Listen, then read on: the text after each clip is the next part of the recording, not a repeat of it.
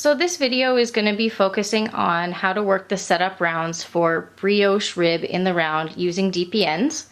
I'm going to be working over 3 needles because I'm only going to have 8 stitches on each needle rather than 4. When you cast on a larger project, you can definitely use all 5 needles in a set of DPNs. So I've started by casting on 24 stitches, which will eventually translate into 8 stitches being worked over each of the 3 working needles. And I like to start with all of my stitches on the first needle. It's just, in my mind, a lot easier to start brioche this way. If you're happier separating it over the needles to begin with, that's totally fine. So brioche setup is worked in 2 rounds. The first round is the beginning setup round, and it's worked in a knit 1, slip 1 yarn over. So we're going to simply knit the first stitch, bring the working yarn to the front, and slip the next stitch purlwise to finish a slip 1 yarn over.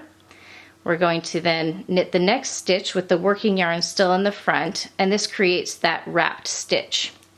So we're going to continue in this pattern of working a knit 1, slip 1 yarn over the first, in my case, 8 stitches. You can do over the first third or quarter of your stitches.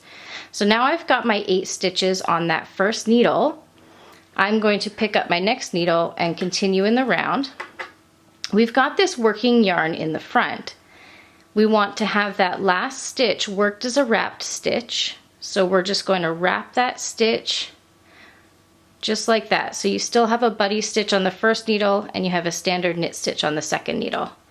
We're going to continue working our slip 1 yarn overs followed by knit 1s across the next set of stitches. In my case, it's 8 so that I have an even number of stitches on each needle.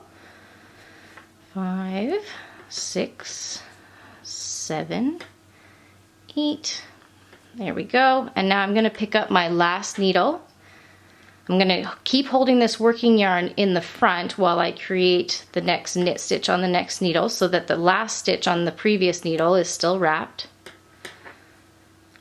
And work my slip 1 yarn overs to the end.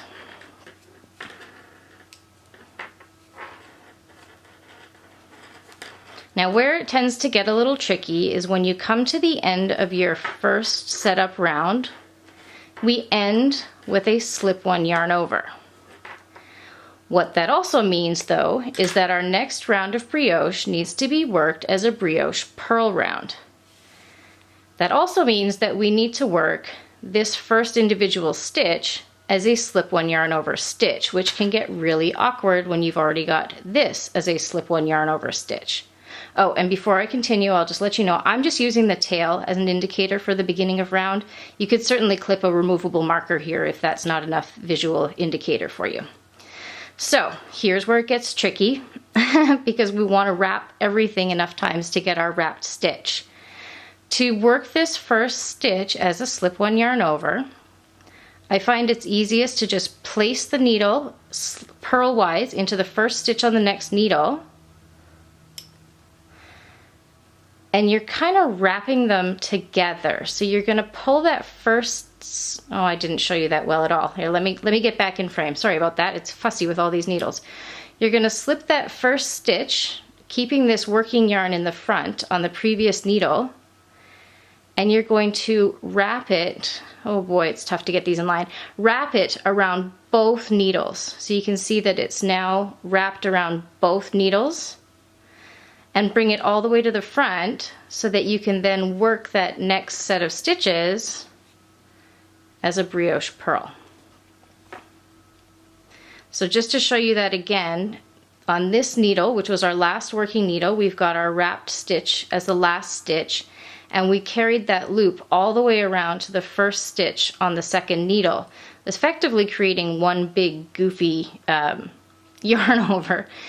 I'm going to work all the way around to the end of the round in pattern and show you how to process that when you get to it. So we're going to be working.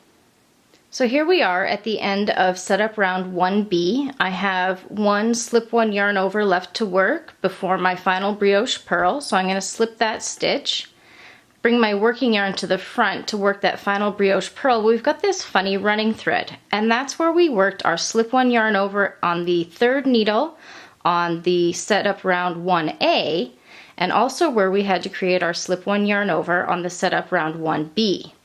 So to process this, we're going to brioche purl and include that weird running thread. Yes, there we go. And this needle that was holding it is actually just going to pull out, and this long running thread is still going to be there, creating the first stitch on the first needle for round 2A, which has to be worked as a brioche knit. So to work that, we're going to bring our working yarn to the back, and now we're going to be able to simply knit that double stitch as a brioche knit as we normally would. Brioche knit. And now we're going to be able to continue working across the needle in our standard round 2A, where we work a slip one yarn over, followed by a brioche knit, slip one yarn over, followed by brioche knit. And that's all there is to it. I know that first round with that extra yarn over is a little bit funky, but I've showed you how to process it, and that should get you working brioche in the round without any extra stitches. Happy brioching!